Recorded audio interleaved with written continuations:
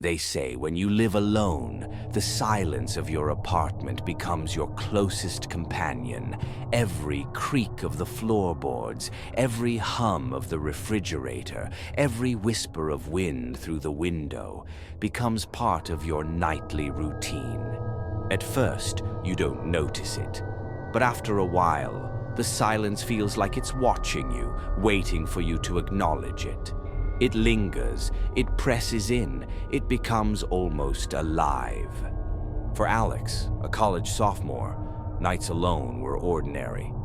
He stayed up late studying, scrolling on his phone, eating cheap takeout. His life was repetitive, predictable, and safe. Or at least, that's what he thought. It was a chilly October night, one of those evenings where the air felt heavy, like rain might fall but never did. The kind of night where the clouds swallowed the moon and left the world outside darker than it should be. Alex was hunched over his desk, headphones in, working on an assignment. The glow of his laptop was the only light in the room. That's when he heard it, a faint tap against the glass. He froze, pulling his headphones off. It wasn't loud, but it was sharp enough to cut through the silence. At first, he thought it must be a branch, or maybe a bird colliding with the window. But then he remembered something that made his stomach tighten. He lived on the third floor. No balcony, no fire escape, no trees close enough to brush against the glass. His window opened out over an empty parking lot, lit by a flickering orange street lamp.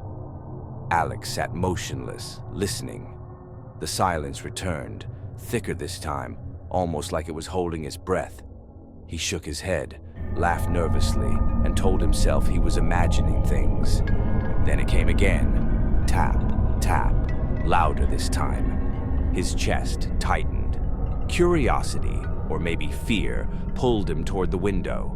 He set his laptop aside and slowly drew the curtain back. The cold air pressed against the glass, fogging it slightly. Outside, nothing moved. The parking lot was deserted, the pavement slick and shining from earlier drizzle. Alex let out a shaky breath. Just the wind, he told himself. He was being paranoid. He sat back at his desk and tried to refocus on his work, but then he saw something on the laptop screen, his own reflection. Tired eyes, messy hair, and behind him, in the dark blur of the window, a face. Pale, hollow, grinning. Alex whipped around. The window was empty, just the faint glow of the street lamp outside. His curtains swayed slightly as if disturbed, though the window was locked shut. He stared for a long time, heart pounding so loudly it drowned out his thoughts.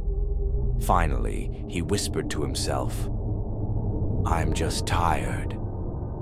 That's all." But deep down, he didn't believe it. The silence stretched on, so heavy it felt suffocating. Just as he started to calm down, the tapping returned. This time, it didn't stop. It came again and again, faster, more deliberate, as though someone, or something, was impatient. Tap, tap, tap. Alex's breath hitched.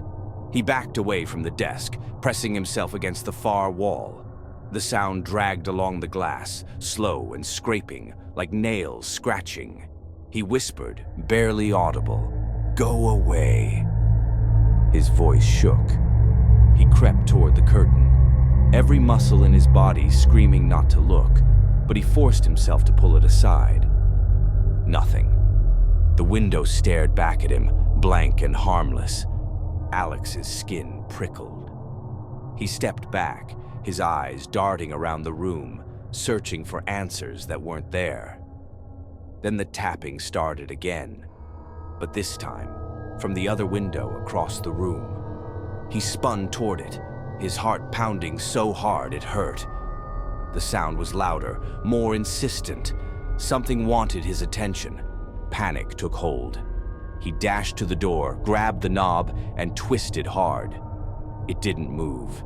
He yanked, shoved, even slammed his shoulder into it, but it wouldn't budge. It felt locked, sealed, even though he never locked it. And then, the lights flickered. Once, twice, and then the room was swallowed by darkness. The only glow left came from his laptop. The screen had turned on by itself. Alex hadn't touched it.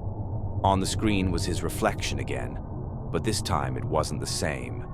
The face behind him was closer, its eyes wider, its smile impossibly stretched. He slammed the laptop shut, plunging the room into total darkness. His breathing was ragged now, echoing in the silence.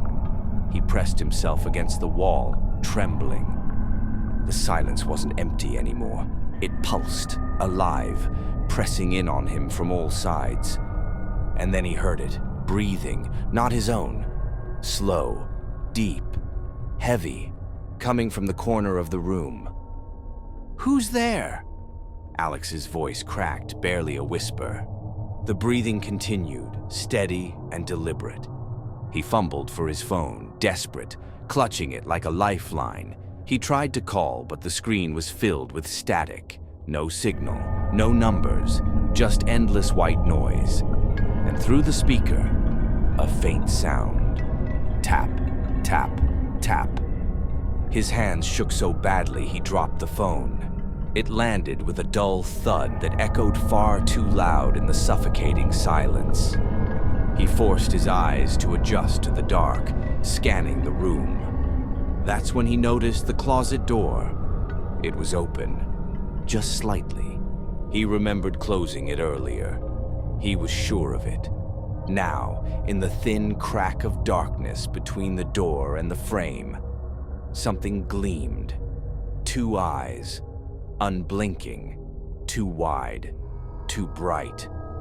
They weren't human. They blinked once, slowly, and then they smiled.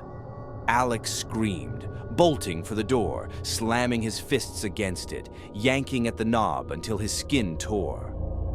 The breathing grew louder, closer, coming from directly behind him now. He turned toward the closet. The door was wide open. The last thing Alex remembered was the sound. A wet, guttural laugh, low and distorted, rattling through the room like it came from the walls themselves. Neighbors said they heard screams that night. They called the police. But when officers arrived, the apartment was empty. No signs of struggle, no signs anyone had ever been inside. The windows were locked from the inside, the furniture undisturbed.